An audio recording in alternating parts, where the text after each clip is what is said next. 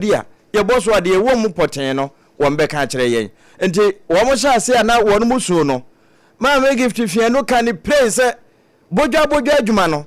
enye wo mo efiri baabi ba no a ye beka se wo mo de wo mo nana wo musika na emu edu e wo ha no wo mo adwuma no Ghana fo adwuma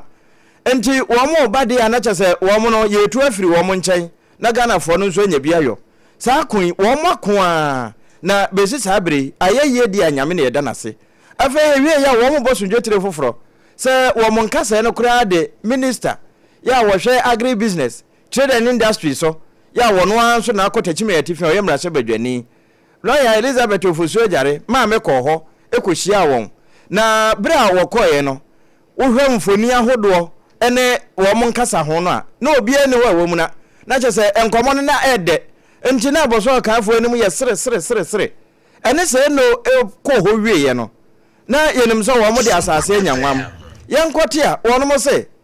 wo mbete atua na atua na wo no mo tie se wan kasa ti ho ye yiwa yibone de wo mo hu ne se yibone a ye be yiwo sabi wo mo tire no ene akuyabati nse enso ye pese yi wo mo akuyabati style ni nyina ye valued added tax de efra na VAT no ye de bia to wo mo so a wo mo hu se de wo mbesi price wo mo niema no na kampesa wo mo de ababonta be kire Ghana for se spare parts e na apese okokoto abion engine ne buoni fanbet se netie wo mo de ho enkonta no begu Ghana for animu a wo mankasa kura san afere ho na ene for God and country bra Professor Komla Abochi tenase no wo so asem no na mememu atwen no de ne ba pai so na wo so ba ye no so yamantan no enti asem no nyankoi ye bone awuram pa na fe ya hwa de kropotinti a ama spare parts dealers a wono mo Ghana bibia afaka ho no wo mo nchen ne yekọ de broni aye firi ne kuro ma wode ba ha ye nya ne pass kura no yekọ aboso kan a wo mo dom be ense kan bi ni te ba ko enti de ne be firi sura bete ba ira homam ama wo maka se wo mo tie atua ana se wo mbe ye kire na sa ye kire no so edemwa bi ebebre yen na wo mo wa chirichiri nso ebehwe ne se no mbesi afa no na nhiranka nyame se ene ma me gift fianu e wo fidue mu ha ene se onye wura for God and country so no enam se adwuma no ye ya manyame na ye dia so mo man nti onyankoi na de e hye wo mu bia no anwumre ye baite na fe ye de asomyetiefo ene nti menko ba bia we ya mekan no owura Augustine senti wo de enam book no so ene mo ngomanum SOMPA 106.5 FM Accra Doma 100.7 Doma Hinkro wokutam dendende ena kan e shoban radio nso wafa nsemi bi ene ntabusua join yen na yemfiri yenkomo bonase entutu ne sre ne abasa emfammawo na sade medical aboso de akere wo no ensamo nkure ya ene yenya mami yenne bedi nkomo no onua choro de to na fe wo foforo bi sa de ka ho a eno nso wo push na fe wo de ato media no so na yakenkan e de aka ho ene se wono mo ehye wondwumadi ase so the friend say ye tie atua ye be ye kire abozo kanfo wo ma ye obi pen ansa na nkomo no kura washa ase afiri ho on fie no akwaba yeah na abozo kan spare parts dealers association mabobo ano ye de boko de mi ase empanin se kusi wote kwantempo mu no se nya kokoduro ekuta no a no omirikatente enti biribia ye be hu wo pai so ni enum se bibi pamomo anasa mo be kire bibim e de akire Ghana fo enukre mame aboso kan spare parts dealers enche bia na mame minister eba ho se moniema no Ghana fo e kasa dollar abafom nenso ne bo nyanko fom enti wono mo be kasa ade cropot ayi osi akwanti a ente so oni ntimi mma no se de be nam betimi atete so aboso kan spare parts dealers moniema no mutimi te so se de na mo ka no yo midasi eni wetifo no wahwefo nyina enema no die nyamincha die obia tete ne nema so etete so fefe na ye wo one particular item a ho asem ka na ni kai kana kakra eno so no yegusu a ye hwese na ebe ya eno so ebetumi aba fo my sprinter bus no ho niema okay eno na problem kakra wo ho apart from that dey bibia wo fo Wonderful. Na eno ene se entete so no bae no isan se yese mfaso nti ne yedidwa. Entete so no bae no se ko. Yo, entete so na ba. Uko habo anema na ba from duty aba from. Dollar no so wo from. Ejina ho for some time now. Enko ba bia enu nti no bibia da from. Na say adito na I slow down kakra. I had to send ya sika ni system ni mu nti adito no enko intentem. But ahoto de nyina ye wa hotom. Wonderful. The omo ebeto free mo ho no. Say omanimu asesa se de kanene te. Bia ba se ne che bia wonya ho ne wo so de. Okay. Se ne che bia no wonya ho dollar ba from no. Nyama no bebre majority aba from kra. Enche bia na Mama trade minister Mama Elizabeth Ofusu Jare eba amona so ehun se na monanche okwa mudi nachi mo mana kwa aba na monim sere enkomo a mode tu nanim no obetumi atibi ho e de a kire na wo pono esu yo me da se say mama frey obatampa o frey ese driver for boy subo na opose otie fie nyina ho okay driver for ho yenso ye ho na subo na omobo no na ejina niema mienu miensa so ni ye kire se untumi mfa sa niema mienu miensa no generalize niema nyina nka se niema nyina wo soro okay yes sprinter bus no ho niema okay any car battery any lubricants atotro ne no I so say obi ka se ade we bu odin na ke se no na otato okay so enu ntinu omde baaye no ye chire mu ma omu se yes sprinter car na nkasa no baby akokofa o Holland Germany ana land no ehu onde we ya bi mpo no wato okay and I had to say demand and supply I said na dey ni won obi di ba na wa yere so enti na hono ye no mo muton ye komo no mo kokasa ma me ankasa wura store ni mu no up store bi opebia no wawram wa ko bisa ho asem ma mo kire se o se apode yara mo tete so kakra na afi so no ye wo ko wi anyema ni bia e fe no e bia sayon enu etumi sprinter ni pepepe enti no se ba ne se original no e na wantumi anto a wo di sayon no so simu a e di same adwuma ai no so e wo from enti no ye de ne any alteration no unyo alteration po e kom pepepe sayon no e ko sprinter ni pepepe enti no bebre so ba omokokoto e no okay e na o kan se battery e chen so battery de omoto battery be e no power jet is it power jet mo battery before forgotten na ye chen so battery de your range different e bia ni bo minute on battery battery na me ton 1007 na 1002 ni just enter so aba okay nya na ye 1002 e 850 750 enti no uba enti mi so u de mo pe battery a mo frɛ ye ba mo battery a aba fom a wo so wo beto na lubricant no so ya ye ho adwuma lubricant a omo no pe particular ade eni ye chese mutumi sesem se wo sesem a mo se bi wo fom na ade so no wo ba beto ade a ense wo gina faako eto ade se da bia na meto nti ho na mbeko ebi wo ha wo fu ko wani ma on the same thing so na ne bo no wo fom nti wo beto ade na wato bo wo na ntim wo meki so se wonya nia usika beso nti ya no kama bibia nti ase ya adwuma am ya bubo prices a first no ye ton no asesi ya no bia akwakodu ni nyina ya cheche mu kire o mama mi ankasa obi ati ase na ma mi ye se na sade a obeba fom na onu ankasa abehwe anu abetie ama no ho nti wan to ye nkrampo okay anopa ye to wa preokupe na ni nkrofo ni penifo fresh omo ba ye ho kutupro enu nti no intentem na ye bobo ye ho anu anaja obeto ye ni ko office di ko di nkomo no si o obepese obesi fom na onu ankasa wako bisa na ankasa watenye so besumo obi na obi abeka chense opese onu akote e ma no nti eni nyina si fom eni odu ha simpese mi ra na onu ankasa ra wako bisa odu wa simpese mi ra ochi market ni mu bebre ama onu ankasa kuma toni yem se o wo hu se niema abafom enu nti no oba no so ni je ema oboy abaso say ayade ama niema abafom efi say onu ankasa de nti ode ba ni antinanti mu na no ohun say niema bebre akofom ama I reflect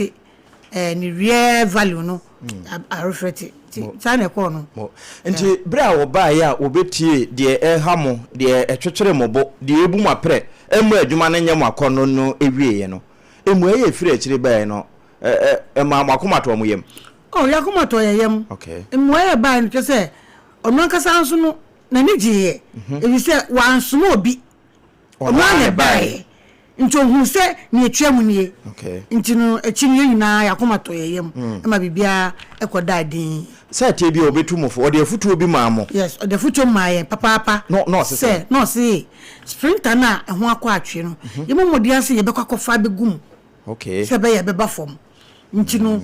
yemmo ye ho na wo betumi akofa sprinter ne ma no ebia ba no ade na ebu a na ne bo no abafom eni ho a ena ema ne bo no ekosoro nti no yenso yagitu mu se ebu bi no ho a ya ahoboa se yebekwa kofa bi abegum se be ya no ebeba fom wow nti sane kosi mo na akire yade se mo de krata bi aba abonten echen obi pamphlet en some ewo mu doso de important na mo pa akire me da se me say aboso kan spare part dealers association ye nyina ho ma spare parts fo nyina na GRA de emre bi ba efa vat ho na vat no na se kira ni say wa wo ton ade no ni a oba beto no fa kakra to so busumi so akoti koma aban okay na se kira aro no na se sia no liare fo no kire say threshold na ye 2200 no mo de akọ 750 and na vat na yen aboso kan ye ho ye tue flat rate 4% no ye sia no aye 20% na 20% no omo kire say wa undu threshold no na afi money nyina no undu threshold no untua bi ye do ko modification na wa udi ebedu no ubetua 20% eho na yesi dabraka asem we de etiase a enye ye yomamba pa ye kasa ye ntua ye tax e ma ban ma me kafro sa threshold no mo ka ho asem no niema a woton ana wo soto kese ntu de bo break kuma bi mame na menko ahoma no se Ghana Union of Traders Association emu na mo we yeah guta ene guta no okay ene sabra we kase no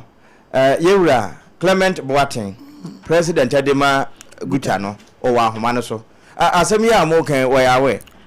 pa wonderful yewura Charles Boateng wote enkan nyimre hot bite sompa kase ani o ya mo adwo mo akwaba hello yewura Clement Boateng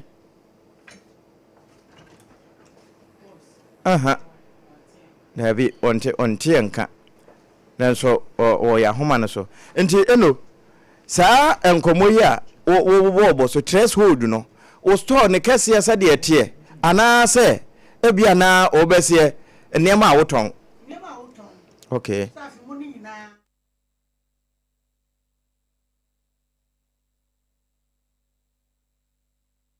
okay yewura Clement Boateng wote enka so mpani o madwe Nabi onti enka ye nanso yebekọ so awoso na homa nti ma me ansa na obeba no to aso ma me enti no na ye mom fato ho se se yina ye koto niema afi importer ho a me was store me kwakotu bebre afi importer no ani nia oni store anaso o container ana table so onu su kwakotu bo importer ni ho abeton importer na di maye nyina price ba ko e say importer ni say uto fi 10 kwa odoma supply price onu wato 20 mi mato bi 200 pieces odi amaye nyina price ba ko oh okay mi ma ba store me ton because me do want to me 20% ebeto so nti ade a ese me turn 1,000 no me turn 1,002 okay nia otitable no so no ono onchobi ani nti ono na beto ne 1,000 nti e chese se eni sa we are not being fair because ono beto ma ne dia san amu akofedi abeto na me ti nyamete no e se ni oba beto no wonya chu vat receipt ape o se dey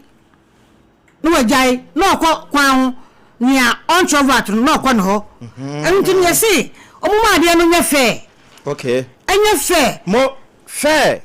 enya fair na chese wo mo nya ma nya fair yewra Clement boy what you nka ya mo adwo mo akwa aba sompa hot bite ni o mo ho se say nyame hu ye mobo yo bicha mo achiefo nyina ene mo amoye program no na se mitia me ameni aba giftin so a wo mu studio ho mitia obia mo wa jo so emu na miwura wanya ntie se aboso kan spare pass for the krata bia ba bonten se wo mpese wo mutie atua oh se aboso kan spare pass association there only members of Guta and Tino abrani nyina no on dwumadi bia ya on bedino ya on tonsa efre Guta and so ye boko jiri e boko senia bia be yede ebe koso and last week ya kra no on general meeting or about kan ho Emma on to Efre Guta. Miankata no so say boso kan ono hwana mewo. You know. Let us say me medium and as part of a meeting we no on to suffer January 4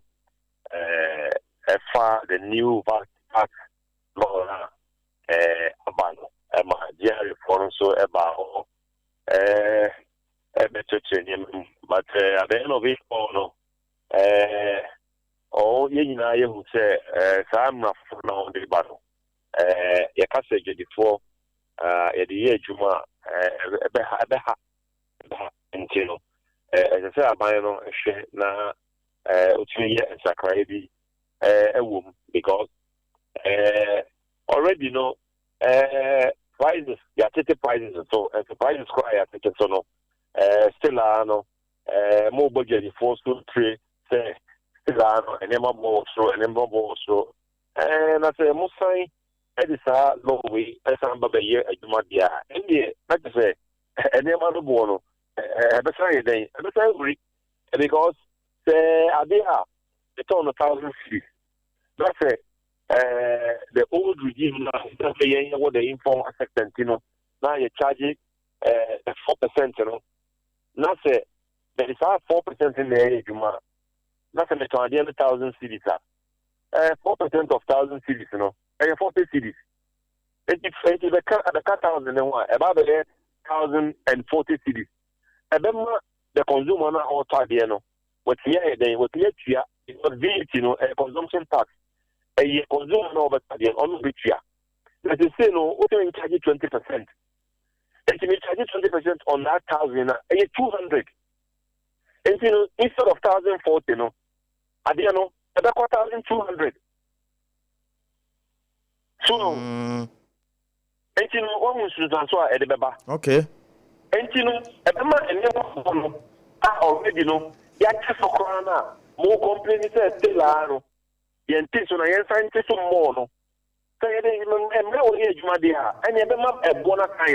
Akosoro. So,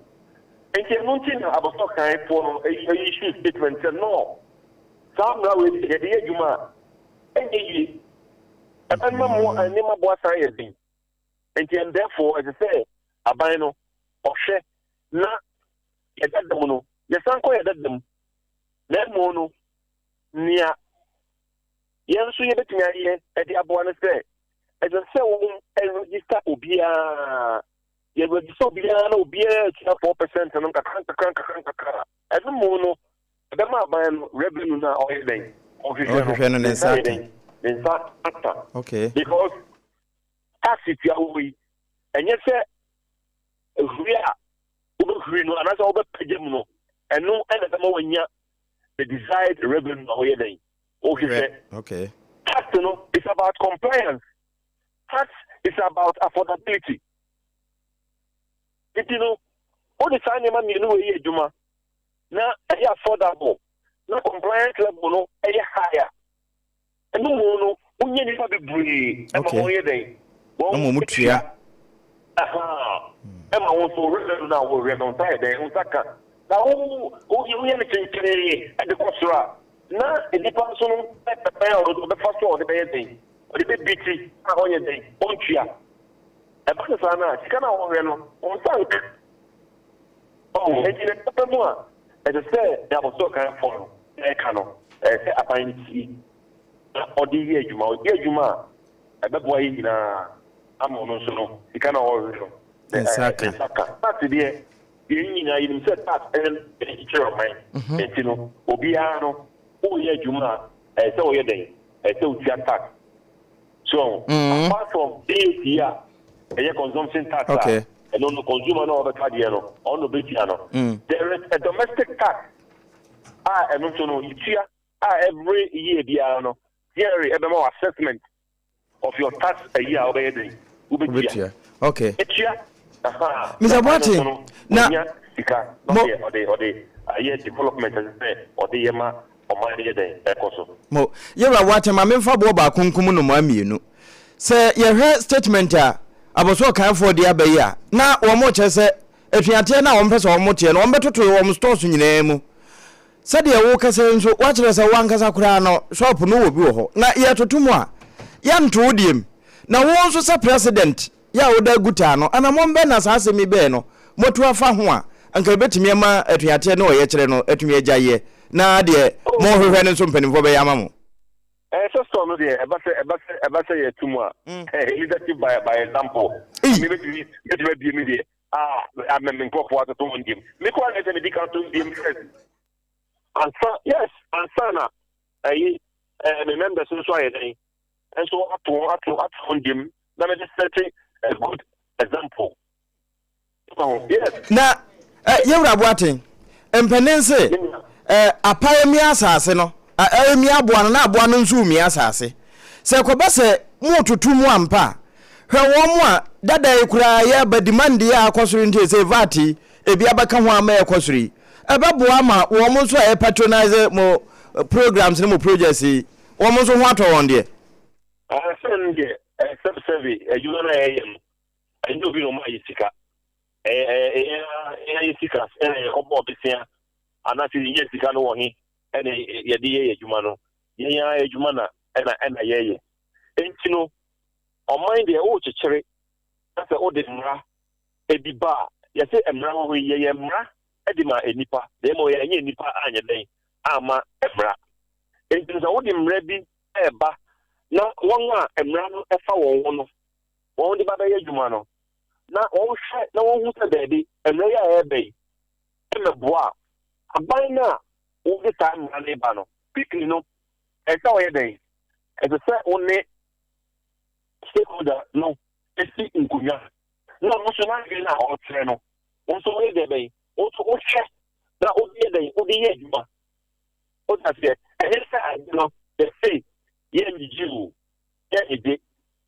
ye mo ye se njiru mu no e to na wo di atoto no e doso enti no e te so abra fam se ne be ya consumer no no ba ba fa no na e to tua no ono to be tede ono to be timi atua enti no as listening government no oda oman no a o share oman no the day to day activities of oman no. It could be unexpected concern about the or the bar. You're feeling say, someone of mine. It's quickly, no, okay, they offer na what you see, na yet not one thing. Now, the beer, it's a big, you know, you're little. Mr. Boating, ye jaw na mam wako esanse wadwuma do so. What's a man a chatwo, the odema aban no. ama ebi aka GRA fo de wode ma guta adwumakuo no ena afi wono mo nso a ene mo edidwa ewo aboso kan ne na afa nia meka ne se buta ye o chana kwano yes ye press conference yes yeah no breben no but don't say breben o chana no breben yeah you know 10 o'clock ewo ye office the national head office okay o chana 10 o'clock and ye wo ho deda ye the same VAT issue because don't say VAT no new law no started on the 1st of January. And that law no started here. Law no started here no. Your members who be said gift here or studio or Becca Chero. Accra, you were 88 sector associations and the Guta. Accra and other regions. Yes. Sector associations. About Focus Dealers Association, Youth Clubbing Dealers Association, Cantamanto Hardware Dealers Association, Bass Dealers Association, Makola Shopping Mall Association, Makola Cosmetics Association. So all these associations are the Guta. And you know, when you be back, now on the phone, eka bibi fa won da bia de a wodi ben emwa na ese okochi na osambe biwa so ye den ese uti it really asema sekatre aban ne se nia edifo eka no onhwe na onfanye adwuma odi adwuma ebebo ayen ma onye chintinti se e bia me na me ya ban ntino me de chintin ya law no law ya pass it, and therefore over fraud law no and I say unfanye juma no ebia there are some primitive bases via the day the ebemau and no there e ban sa there na minia anye day na ntwa yi enti ese say aban no oni sinkodwa na ye ya dwen so aye kire no odi ye day odi eye juma as a president of Guta. And then we shot since last year, seeking the audience of the finance minister. Only in Asia, na so ya dia wo fa savati wi yan ya minia ya abono finance minister enye den enti bi ne ponye den en fama yen. So last week, also I referred to the Deputy Minister of Finance, and the Deputy Minister no, and Konkusia. No, Mukusia, Minister, I'm a the P side, P and ESS, and can neck and Yanini Bessia, and when you want to P and some try to catch them say, Deputy Minister say, oh, you're quiet. And you know, I you don't take a serious. Nipi Mudia Ivan Sana. Even the trade minister, and I mean, said you're not even here. I mean, okay. I mean,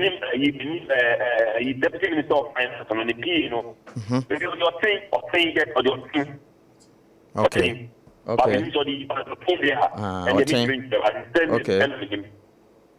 So, and you know, say, we minister, na biba, na take the step on once you want to on you here, now you thought to a drink. Now you put them here, you know, you did the first way here. That's a whom you open now the ne or China and ne or China and ne or Tadia. I say, minim, the opposite day, the opposite chair. It is the and I say, me wura nwumre me na wase pa na obra wanya fufuro bi e betwetwe yaso no ye beba opunu mu bio e da chena nso ensantrofo nhie mu no ye na edi kan ho mo ya me wonka ho pa ye wura Clement Boateng won na ye president edema Guta adwumakuo no won na ye ne kokodi nkomoyi ma me fianu mi gya wo na mu amwakọ na sa vat ya wo mo de beka mo ho asesei mo ni abre ho se ebe ma mo ate atuen se bo hu a kire din a mo fa ne se te se de samansama wo sama ne tamfo nsuo mu ana e wo mo ni Jerry Fontem ye pepe wo mo se Jerry Fontem yes saka o mo ye de ese Jerry for ye no Jerry for nesten ko mo ye eni se on be ma de na ba fom na o mo nyini pe bibi aba net nim se ni pe bibi cha tax na aba benyeska tax net no wide na aba benyeska ne mom no ni pe kakra ye twa yo ma no mo digire yen ye no mo dugu yeso da bi e wen kwa de yen tantintam ya bre ese se ni pa bi o mo cha tax o mo cha vato bebre o cha vat ya e no e wa boso kan ho oh bebre cha vat ya de ni si kwan no senya omutuwa omusha yetutu omutia vat no onu kwanko nje mane nye wo makoro to betua ankanka ni papa mu panka ya yetua no kura omu fa incentive kakra ntata ahoma ye e bi se wo se mi ade na mi amedi misika mi ton ma ade no o ma busia o onya mi hwie o obi beto a mi fa bi ntoso na mi yi ma aban e ma ni vat me ye mi kura po o ma mi hwie eno na ama mokasa bi mfaso nti ni edi dwa no okay go mi di dwa no onya hwie ma mi o afi about 28 do na me fali e pasma to me ule mistake pe the penalty azanka ho enti no tinje no kura nko no akokasa mi kotrobi so uma de me nye flexible simple e wose wutu a wunyam wa ho nwie no penalty no kire sei penalty ke se wa mfali ntem ya boka wow enti no tinje no kura no we dey on go travel ni bi na mo ma de ni ye simple na emu da ho obi nim se mi to ma de wi a e se mi tua we ma ban a e ye simple bi abeye why no be so travel ana tax o ye ni person ye tua tax ma ban no to me de ye adwuma but the way amu ya de no kura no nti ase nim ni obo beto no nti ase mi a mi to no kura so mi nti ase nti ye boy ya wanya abutre am me education am ni panti ade na se mo se ma pa se mra parliamentary pay ni ben ene ni ye betra se ba ni constituency ka se ni ebe ni say mo ti asa na mo nti ase obi ani en kasa ye mo so ya mo se ma pa se mra on the first day no ye adwuma wo ma mo nka mo nya education mo nya ehwi obi anti ase mo na se nti ye kwa na ye ba ye see ni boarding omonteso between 5 and 8% hona yepe anase omma flat rate uko Dubai a 5% utia unya ba ni asem omma won pe flat rate no mo pe standard rate now obetumi calculate ni input ni output no mo so ma standard simple enti se be ya obia betua bi no onya ne sen omma mba from 5% across board obia betua nipa bebre betua bambenyeska obia betua ene yankase ye de ho beka ho ye de ho behyem ye make sure say o ma register obia abambenyeska ne senka de ne sika so no na yesa network ye kesi wana o de bi o chi o ka se ne sika so wona se network kesi a ne nema no doso se bia to wo so a eno asa ono betua dodo asen ne de ye kakra bi anka sa ye but na ye kan se kuro ne fe ni Dubai no kuro ka se we adwuma mu ye ho no tax e ba ko 5% obia ni se 5% o sika o ni sika o 5%. Okay. No be aye simple mo bi ati ade na se na mo ya de no wuna mo kasa po mo ade no mo ntiafe o mo de ba ye no o mo ntiafe no mo ye ni afo mo ye lazy e se mo plan ko for ba market mo be education e be cheche mu no o mo de o mo mra ba ye no o mo ye lazy o ye ni afo ai e se mo ma ba young ones na mo recruit mo ye aduma mo plan mo ko fom no mo kwa aduma yo de to air condition no o mo chechera be sha mo nse ai then we do ya ba ya se fa vat book bra unya de ma o ma je se wo kan ho anu ni sura aboso kan enti komo awadi ni wo hai se usi fem na yewra to ba force Mama Elizabeth Ofosu Jaremo efre mo se strike na mo ayesa mo beko no ana o ye kire no munya kura mama mo so bio na se de mo aka no mo ntwen wo mbe ne sa ma mo ntimunya mo ada braka e no anye hwehwe okay ne aka no munya me ni wo munya sembia ye say wide net ni mu no obi antwe bi na abanyeska na mo si dia sha mo maso koso so no famra from no obi antwe bi na abanyeska what they show say nipa 20 mo dey aba say 20% nipa 20 pe na etua aba benyeska yo na say mo dey ko 5% na nipa 1000 e etua aba benyeska oh be papa saba simple mo ma me de wase anwumre ene obre na aba ne sei no kopedok no bi wate dokono pa just hot kenke anwumre me kan fama aboso kan fo munya ye brebre de koma kosi ho na ye kane ma e de ba besi pono so a de waye so obeti atua kura nya diwi a enam se wo de nkwan so bonten ne no aye nti no nyame ma nte atua obohu se wono magyae nanso de wo ka no fa so ye so na ye fa de aka no nto me sraban koma president ankasa Mampeni ankasa His Excellency okay Misreno otie wonso ayontie me na me see aboso kan General Secretary Gifty Lovelock na fia no okay see ira mama oni pa ofre me ya santoa okay me see ebeye papa anka obi oye MP mo onye minister adenti ni oye minister onye ni minister ni oye MP nya MP na juma no bi anya bi nye na re binu munya bi nye ngwa ya MP ngwa ya minister aden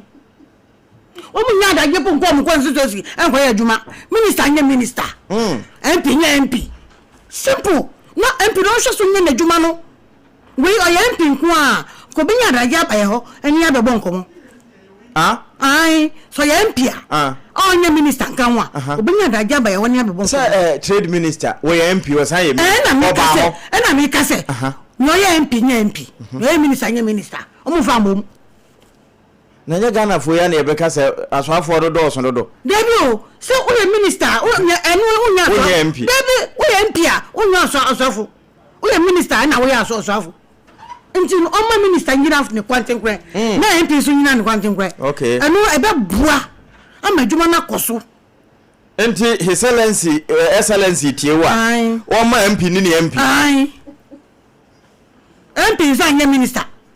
wonya yewie nti o hwe no nsem mo da se nwumre ena obre asanto a eno santi no ena nwumre me kamfo ama se president no ya fa bi twu smate na ade twi a wonu mote ene nti abre bia wonsuro nokoreka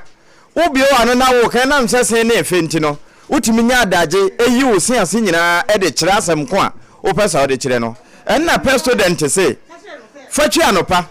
nwumre wo koda na ade atwi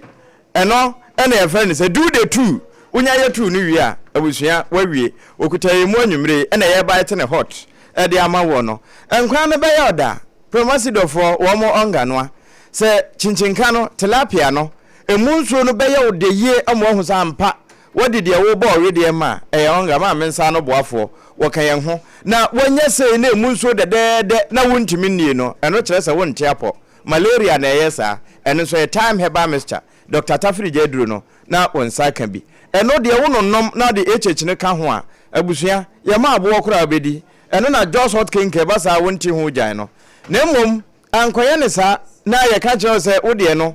stroke na achew ana se hypertension ebia na eye mreyo ana yade a efre ne se kwankura abusua na wode wani a kire poku asemayira ewo nkran na wakoyira o yade Dr. Tam Daso onne de time to yade so ewo Midimafo Herbal Center ente sanso no wakwagogo no ewo abu akwagogo anwumrei wo moda amanti na ye ba ite ne hot na sabre de ye trim e de amount Yetwa ensem no so ede amamo National Anti-Illegal Mining Operation Secretariat ya etwaniti awa efre no 9 months wo task force no ye chem se wo machire China for beye miensa na Afghan ni ba konso eka ho a wo mo ekoye galamse adwuma bi ewo adumba nso K9 eno no ewo mpoho mensino emu ewa atoye mantemu na panyinipa be de atwe ya oda forestry commissioner no ura elikem kotoko ene awie ya na ehu se wa odisa update no akoto ni Facebook account so no kire mu se operation no de ekoso enura be ya na pawie mu honom sanse na wo mu enya entie enipa binom etie wo nan so se dwumadie bi saa na China phobia be ye ewo atoye mantem wo mu koye no so ampampa wo mu kohunu se asen ahodo ne niema bi nso ewo honom akire se bibisa ekoso na enkrata wo de bai no wo kire mu ese illegal miners ne te task force na ba hope en wo mu nyina sesa wo niema se wo mu dwane nti excavators be ye mienu ya no wo mu didi dwuma no wo mu kopia excavators ni hye enwura bi mu a na eben ho se de be ya bambofo no wo mu hunu nanso wo mu kirem se wo mu ko hunu se de na niema si fate na se excavators no wo mu nkita ahyen akese ni bi ebetimi di atwe afiri nwura mu ho abakrom enti niema bi wo ho no na se wo mu tutu afiri excavators no ho se de be ya wo mu ntimi emfa nya adwuma biem enu achi wo mu nya pickups ahodo be ye mienu ya Toyota Highlander ba konso eka ho registration number GS572-25 ena wo mo sesa ni nyina ye kasa task force de se eniema wo mu sizi ye ewo ho nyina no wo mo de akopie mu ewo 9 months for wo mo headquarters saranso ena sa China form yensa na ya kire wo bra Facebook wo mo fonyino no ye di agu honom ai mienu she red ba ko she top black ena ba ko nso ehye shirt as a blue ni white bi ne wo mo asen na wo mo sizi ye na hu finya asem ketwa ene ya park ni nyina de egu onti ye de sankofo miensa ne Ghana ni ba ko no a wo ka ho no ye de wo nyina bepie mu e wo 9 months for wo mo headquarters se de be ya nhwehwemu ebetimi akoso ewo saa ensem no emu na Colonel Dominic Boa wono na director of operations Emma 9 months adwumaku no wode ato dwa se secretariat no wo mo da so a yenhwehwemu ena intelligence no so de wo mo nya na bra no enti babia wo hye bia wutu gala wo maka sasem wo ya kan tie ne kase eboyi se wutie bia ne atu hofo na pe baby fa woni ama na fa na twe ho free galansa mo sanse enya de se 9 months for wo madwuma no wo mo de ba wie ye ne enti obi biara wo de no ho hye sa adwumadie no wo betu mu so sa na mra no so eso mu a ene obedi pa Yet one sem so at the Amamodia His Excellency Yera John Dramani Mahama wono so akasa nsem wo de to dwa ni nyina ne se free brisanti ni ena boko ene ho nsensem ekwaye te se sumna so eja ayese edumu ana asama ne homene so enam sayo so amu akasa de nsem to dwa etrese wadia ye na ewa no waye nti no obesere timemufo ni titi won mo boko ne mpotem se wonye bi mu asebe ya asumdwe eboa ye ne atofom ewo mpotem ho no obetimi atam na segina ne naso ebiem na wasiso dua sesa wo hwe amamra ne nchiama ya wo hwehwe na fia pema henkuno aduokunu mienu 1992 constitution mu a eye asigri abugrago asokaya wono toso mienu ena amamra ne nchiama no eka ne pefe siso dua se wono ena ye boko na aba na wose won hwe kunu ne anim entemo ema no senia wosigina simpie ne aposo no oje akasemo bra obedi mampanyi se ensuo mu awiemo emfa ho ne de sesabro de be ya blewa kotodwe emponi a wobremu no obehwe ne wo bo amamra ne ho ban no wose saa pepepe eno no de wo di so nti no mo obi nkasa bia ena adehyin kwanwa na ato ena abusua we na afri mutika bi ma ya da bi wose mra no eno no wo bo ho benti senia ensem ne tie no saa na tie nti obi anya bi mua se be ya afa no a wonom ne no mu nya adwene nyina no ebetimi aka won ho abom amaboko nso empotem ho nyina dampuntuo etimi afa ne ntampa etimi efra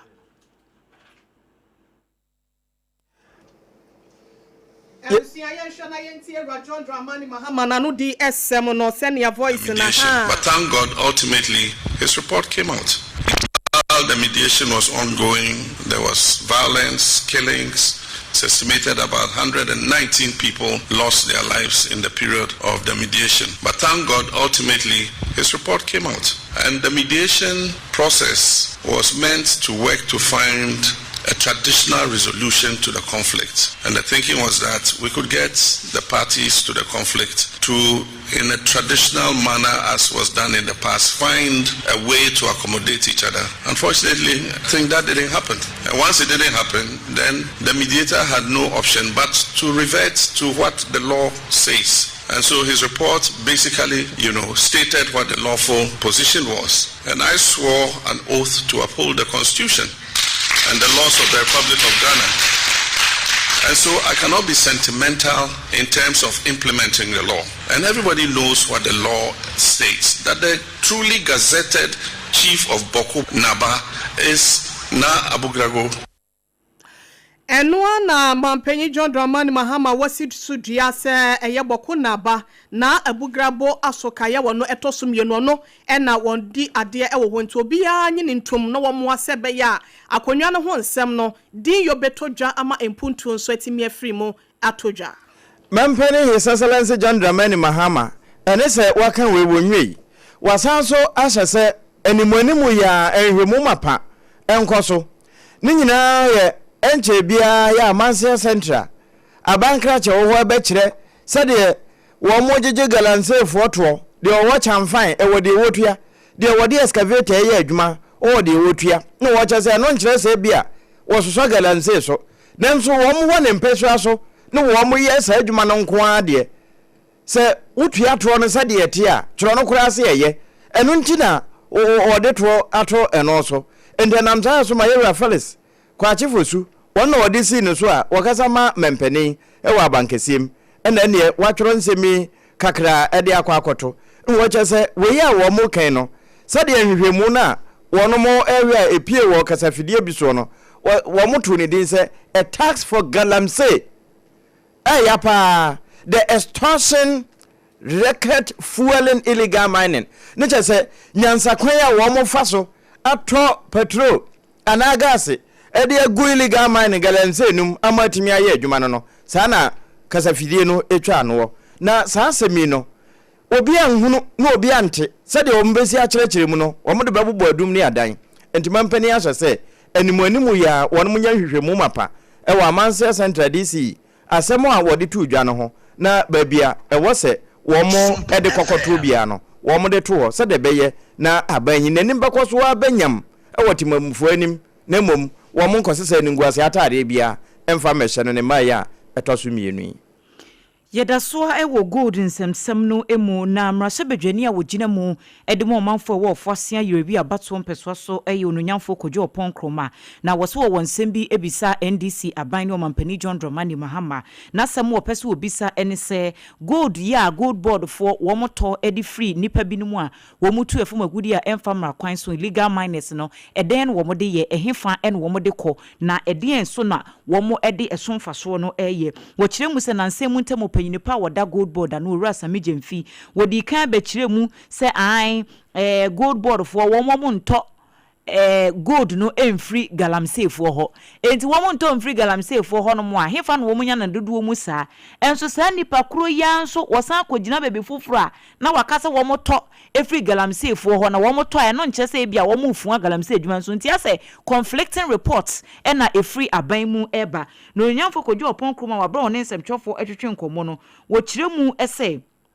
aban ababegina bonten aka asisu dua se womo no womo ne illegal miners fo anya adwuma enti saa asɛm no amre bi atwam dom kuma ne di kan ebisa ye no womo da so ebisa ne nese gold no hwan mo na eto galamsey fo ne gold no hwan mo na eto se nye gold board fo a wo se esese aban ya wote so yi wo hwe no wototo ne sanse no ka bosha wodo womo de hye Ghana fo nti ne eto aba ede ma womo se galamsey no womo ba betu ase nanso e kame akɔ sesi ade the opposite is the case. Uhede ekoswa omoyna nkasa de omoyni sika na eto galamsey gold. Sika enra omopeni for ba akoko asempa FM ya me sendo audio tie the talent also to be him say galamsey gold nkan the gold board it not to be him na feel no more methods nke kan because traceability requirements na dia wo here na di ho na wa ko ya wo say no be to export gold Ghana mo kwa na mo exporting obi to be to gold mo kwa na moto mo aso mo say galamsey in fairness smuggling mo ko tiama mutu ya bonus kwa and akofa bank of Ghana kaya be ni nyina so nim say galamsey ko so ti hwan na eto galamsey gold no ka tell me hwan na eto ene ya ekotie sesie yi eyofo se ayerebi mrahye bedwani ononyamfo kodwo opon kroma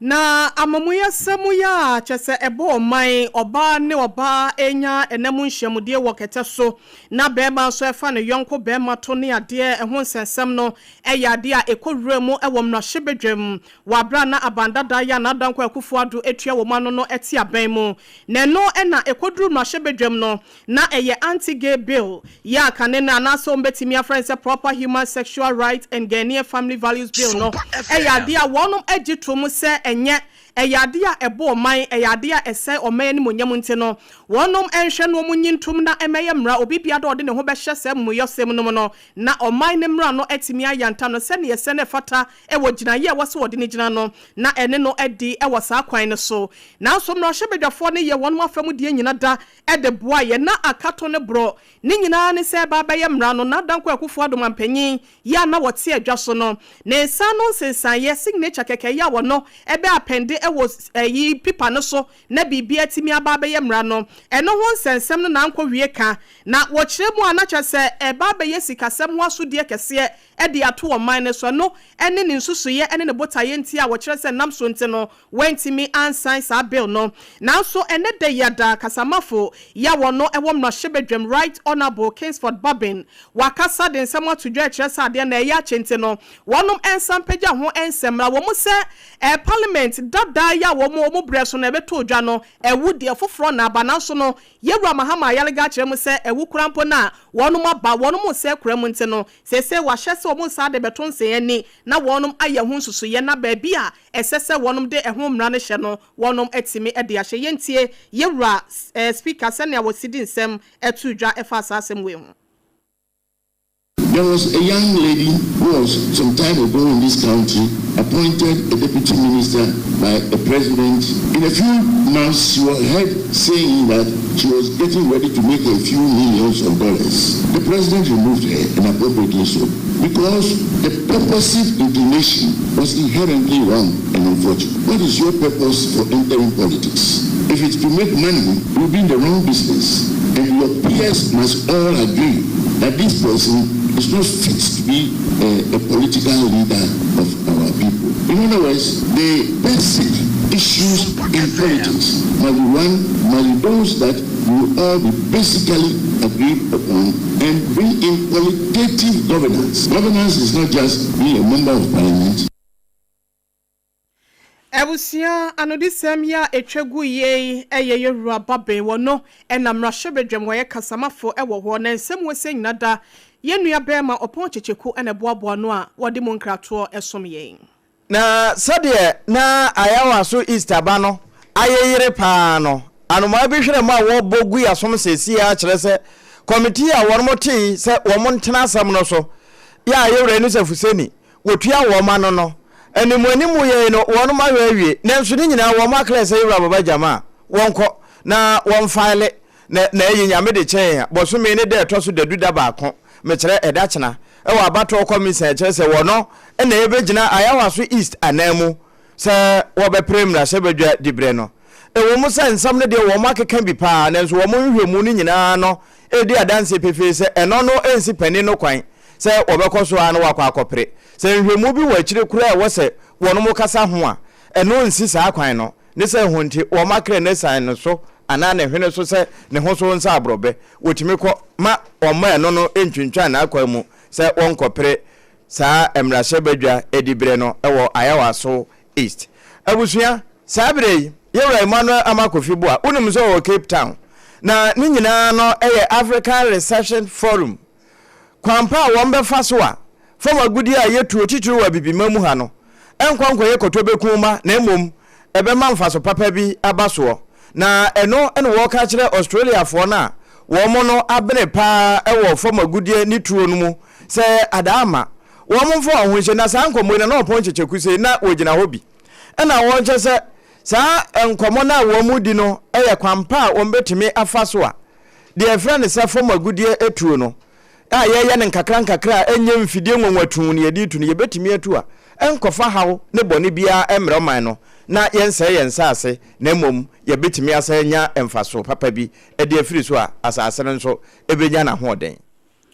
One semfofo emuno kane Speaker of Parliament Professor Aaron Mike Okwe en wode ofre akọ ede ama Ghana ban se ye institutions ahodo no ye yensa kire kese wom se de beya se de ye de amanyosem no aye sika nko ano ye betimi ahye na sa ne mane yeyi ade afiri wo se daachi bi yanhwe anka sika sem wa amanyosem a enne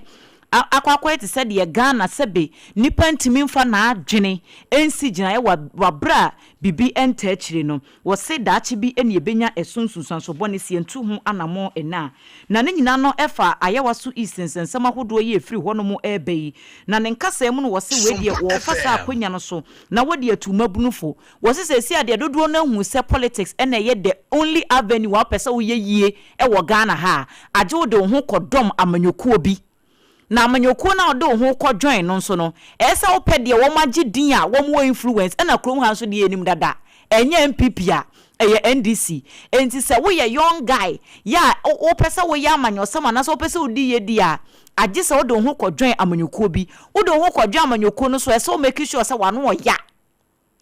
a wutimi kasa utimi didi atem utimi to ayampia wo sesa ne mane nyina yade bi yesesa mabunu no wo mo sesa wo ma adwene wo ho because wo de sa focus no ne sa adwene no ene komudi a wo ho be kire wo pa. There was a young lady who was some time ago in this country appointed a deputy minister by a president. In a few months, she was heard saying that she was getting ready to make a few millions of dollars. The president removed her, and appropriately so, because the purposive inclination was inherently wrong and unfortunate. What is your purpose for entering politics? If it's to make money, you'll be in the wrong business, and your peers must all agree that this person is not fit to be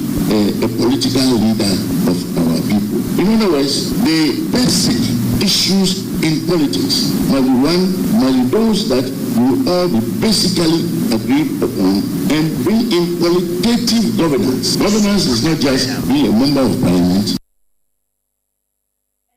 You could see a Professor Aaron Michael Kwe Kane na wono na emrashe bedwam achiamehene. Sa wodi wani kiremu awo mrahye bedwamu abedwa ya wonom ehwe sikasem ho ntoto yeso panyipa ya wono so dintintima ba ko wom eyewura ata isa wosan mrahye bedwane de ma adehia ya wonom wosanaligu abato empesua so waden sam atudwo chese wo hwe rate ahodo ya chese ene inflation no enenam no a eyade a hadwen nipa dodo na no na ebo sudwetire edigu aban ene ne mpanyimfo so se wonhwe na entimi emra from sebe ya setena mu jojoye ebetimi afa ne ntampefra ama ye die nso atimi edru adehye aboboa no ne no na wo chese se ne emasi ko no ebetimi abasa inflation be kɔ from na so no na wode wani kiremu adwama so anema boɔ de na baby agina aginamo abo eso no na sala pepepe na etie yenhwe na yentie ne nsem no ebi wa bra na wo kasa e de akere ensentrefo. This gathering in Accra brings together, as I understand, leaders in science, policy and education at an important moment for the international.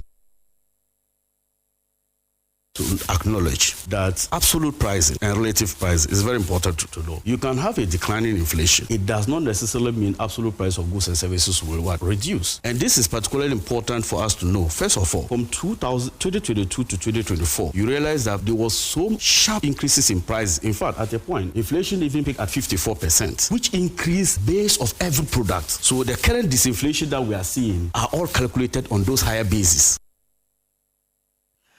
Abusia foni pa wakasa ye wayamrahye bedwane ewo eyesanlugu na wasan eye bedwa ya wonom ehwe sikasem ho entoto yeso mrahye bedwam na yekɔ ekotie ne ne yewura ata isa enhemu bi akoso a yefra na IQ 2025 International Year of Quantum 2025 na we science and technology ho adesua na ehwo nhemudie kase no wono maba Ghana ha na eno na UNESCO for wo mo chese 2025 International Year of Quantum Science and Technology no ebua pa ama abefo nyansakwan na emusu ehunu yetumi anyinemu na wiase ni nyina tumi abeda na akurakuma na esomfa so no obia nso anya ne chefa na yero hari na drusu enwomaso asoafo wo wase na wo kasafa asa quantum no se de ede tuye ko mu no independent no sai na wo mo pa kyerɛ pa wo kyerɛkyerɛm This gathering in Accra brings together, as I understand, leaders in science, policy, and education at an important moment for the international community. Presence here affirms our shared understanding that knowledge, science, and innovation remain central to human progress. The proclamation of 2025 as the International Year of Quantum Science and Technology by UNESCO signaled the growing importance of quantum science in the modern world. Over the past year, attention has focused not only on discovery, but on the responsibility that accompanies scientific development of our country. We still note that there are major gaps as we observe, and there are about 145 countries that are still without quantum strategies. Quantum tools are also supporting agriculture and food systems through improved sensing for soil and water monitoring and more accurate climate forecasting. For countries where agriculture sustains livelihoods such as Ghana and food security, quantum science remains significant and paramount.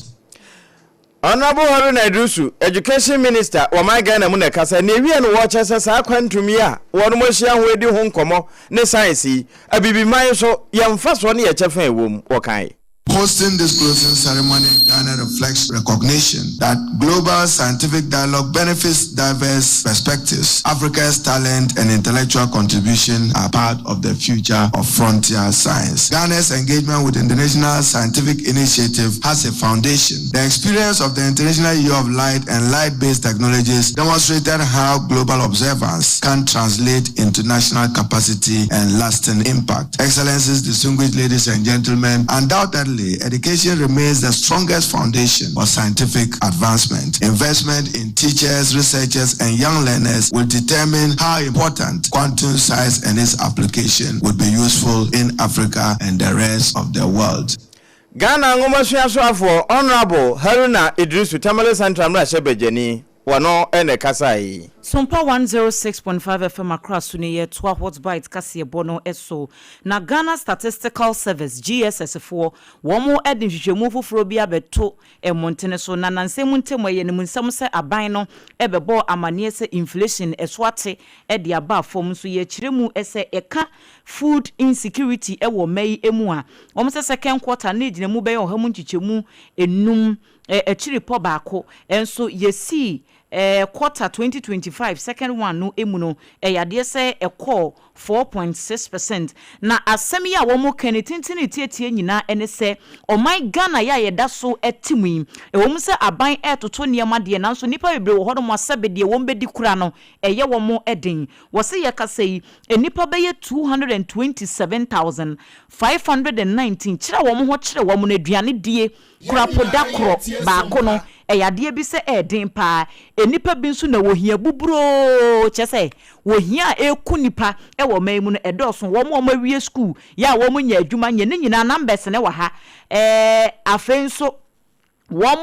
mo ekode bia ba eye adwuma bre wo mo mogani enso kapreba ubi se nipa no se wo pe 500 Ghana cedis kura enya de se wo benya bia ma ho na de ba ko na edi mu ntintima pa eye jobs no eni aduane no sanse wo bi sori no panas wo nya aduane ni a ye na nipa ni tribom enti bibi kura na beba na akwa mu na enya de asabi ni de bi wo ho ehote na emom wo benya na no aduane a wo nse wo de ne ho akwakohye sa ne ma no emu na GSS4 echiremu ese Ghana sustainable development goals ayahye no ade ba ko na edi mu ntintima se ebedru 2030 sesi e wo 2026 aka 4 years ebedru 2030 no nanka yenya zero hunger senka wo my Ghana wo bia ni ho besori anopa wo beka se wonya aduane ni yekomde no enso wo a wo de ba bia wo tie bia ni kikari free sabre kosi sa 2030 no se sa sustainable development goal no ebetimi abaso anase emma so ni nyina emu no government statistician eya aban kuntabufo peni Dr. Alhassan Idrisu e de ato dwa se ba bia dru ne de ehu behia sa aban wo bayire niema mu dankran enhyehyɛ ye ebetimi aboa ma goal no yetimi adu hu ne no na esese sa amre aban hye na otu ehu anamon goal no nye ball go na emom botai na nsana ebeduru ho ene just aban ye national feeding program so de be na obia bedidi kwa to say de abanga ka no na yewra divine otu agohom wono na ekasai enkran ha wono na ye wosono amanyoko ni titreni wo se ayawaso east abano a primaries na chine yefo ko ne na anoyi ene nsema apiem emu kosua ne mako flat screen TV moto ene hwan vote buying no eye pa kwan bi so ayese de ekọ ede ama wosonofo esanse chinefo aye onhu fi de sese ne hote eye sono ba no. Ultimately, what happened in the camp of our opponents, okay, will change the game for us. You see, things are working in our favor. I will not want to disclose all that here. But usually during by-elections like that, that's where you see intensive voter inducement, all right? But what just happened, in a way, takes out that one. I don't think that the NDC would be coming into the constituency with that posture of coming to buy votes. And I think that we are in opposition. I think that one will work for SOMPA FM. Tichirani edema wasona manyoku ewo enkran. Ore divine otu ago home wono ena yetini ni. Yet was Sonia Kopiemu ewo ECG for wamu akachi pejina wakasa edimejumekunu wo Greater Accra East ye maame Mary Eshen Opon na wode ato dwa ya wo kire mu ese adwuma ya wo mu yei concerns bebre no wo manya ede afri wo customers for ho obu ho no ma wo ba wode limit asem na eba na experiences no so obia kutane de enti wo ha hodo bebre ya wo mu nyina na osempanifu eda ECG ano wo mo areata so se wo mo de hyehye begu akwam se de be obi biara wo ha obi wo limit ho ana de bi efa enkane na ECG for wo madwuma wo mu edi ho no wo matimi ede san hyehye na egu akwam na aboa nchiremu kakra wode ma yamane boni opon chichekunu yentie bi franchise ni yesterday February eye busumi ya kasa 1st February ya ni yesterday no krani yesterday nya ohaw bia esanse nkofo na ye staff na ye di omo aba patem omo ye franchise omo nya nkofo fufu bia omo ye mita weekends ani ye ni omo eye adwuma omu ba ye fiefie ti customers ne dodo na nimsa nkofo no enya de ayede nkofo fofo bia ba ye nkofo dada na no mu widi e meters no mu an ye de omu aba se o ye di dwumadie ni bia ka ho amom ya mom tumi so mu di dwumadie ni bi enka ho enti enye nipa fofo bia eti se bibichi customer bia dwen na se e bia nipa na wa ba ni fie ni tumu ntina o hu kwan se o ka chen se like onjai na obeje nchechemu ewo office into office jitun say yen ni esuma na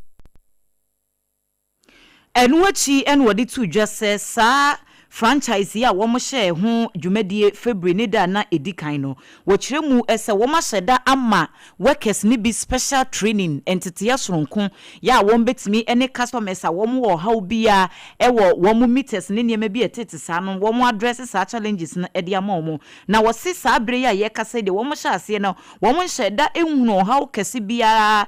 sanse wo mo wo printing machines bi kura wo ma sheda ye ne ebe no eba ya instantly na ya printing edi amount enti so far so good wo mo hwe nim say wo mo da so eye adwuma no se e bia obi nyo ha obi no wo de ba ECG for akache say ye kan Greater Accra East nko ade ade say wo mbehwe no wo maso ano franchise ni yesterday February eye busumi ya kasa 1st February ya ni yesterday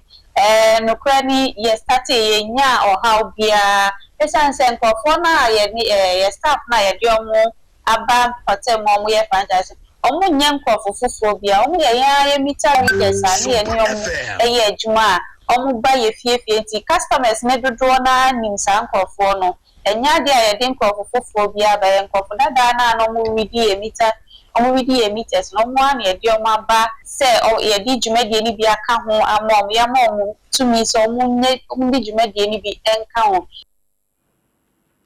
ene ya yekotie sesie eye Mary Eshen Opon ono ene kasa ema ECG Greater Accra East yamane boni Opon chichiku ene dia mane boyi ebae yada so adwremu ewo Greater Accra region ha senom na ashaman ena yakwa akodrome market no adehye ya wonom edi wondwuma ewo ho se adwadifo no ena wonom so ebo empanyimfo eto eja ni nyina da ene se wo kyeresa aban ba ye wo se 24-hour economy wo hwe no de apagye omayi ene emu adwumedie ahodo na wo de market de no anase adwade no etimi abaso ni nyina ne se adwa ahodo ya maame ne ne papa nom dodo na no edi dwuma e wo ho no wo ye nsisemu wo ho bi wo ho a na wasi ne foforo abefo kwan bi wo so a na waye eye renovation bi enso e wo mu na no ena adwadifo no kire se wate sa aban no epese 24-hour market no wotimi beye bi e wo ho abefo de na ese renovation bi ena wo ba ba na ho nsensem ena ho hihye no wo kire sa aban no enfan to wo no manim nti no won pese ebe wie ekire no na chese wote wo ye na dwuma wabɔ ne store wo ne aba bedwiregu enso ye nwie no ne aduo foforo na aba bɛhye na neme no ho de enya de a wonom ebeti ase ye nkɔ ne nkɔti adwadifo no ene se de wo si twere won se e de kyerɛ mpanyifo. When you go to Mandela Market, see, wait, go to old Mandela Market. They have got a lot of stores that are there. Nobody is there selling. You don't have money to purchase stores. And when you go to old fuel station, a lot of stores that they sack them in the big stores. Like this, I'm a plantain seller. You can't sell plantain in your store. We beg you. We take God beg you. We beg you.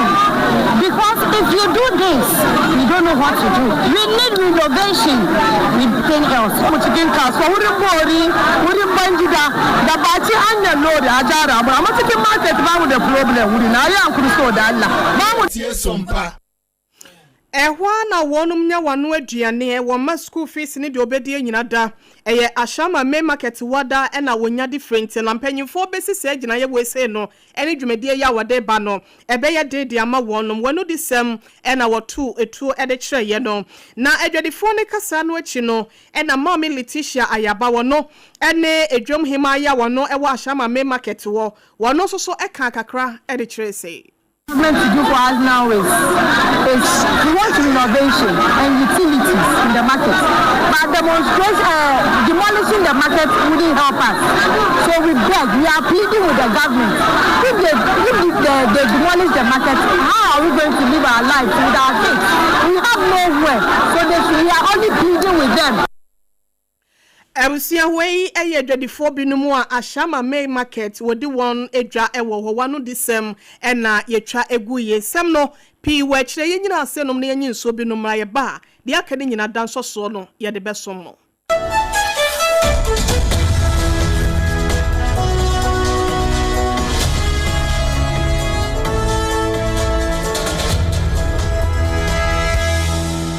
Midimafo, Pokwase Maira Accra. Midimafo, Pokwase Maira Accra. Midimafo Heba Clinic Aba Accra. And you want here, passengers a gumi kaimui. A hana do na aircraft. Hey, and this Accra and put me at the mo. And ya the muampa. The say dear, Educhem Atlantic International University, America Memo, about Dr. Dujamfi Babasu, honorary degree as a professor in biology in herbal medicine. It is said here, I am more. Oh, Mr. Minim wife, your copa war. 1 year, 1 city. Need send be 2 months and 8 years canon. Miss Connection and said down Koye na Esakakra. She say what Peggy Mama Hodiam Bem connection what you about the crow. Stroke so dear. What found small. Chessa, I did you who any dear Siano. Yari Bia Tatia, ever Dr. Tamdaso and so diabetes, hepatitis B, prostate, hypertension, malaria. Yari Bia. Kumasi say, oh, go opposite government school. No. And then Krahanso, Obe PM, or Pokuase, Maira Kwanoso. For a doctor 0244 774 282. And that's 0500-727215. Midimafo Herbal Clinic. Woodimafo ne wa.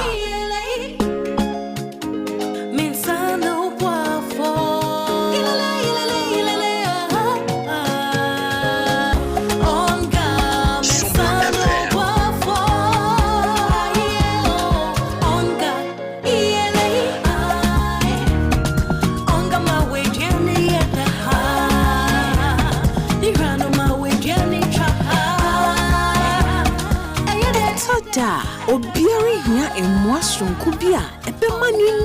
ni opepa aye de chenja onga mama sano boafo FDA agi edwadie yin krato ya so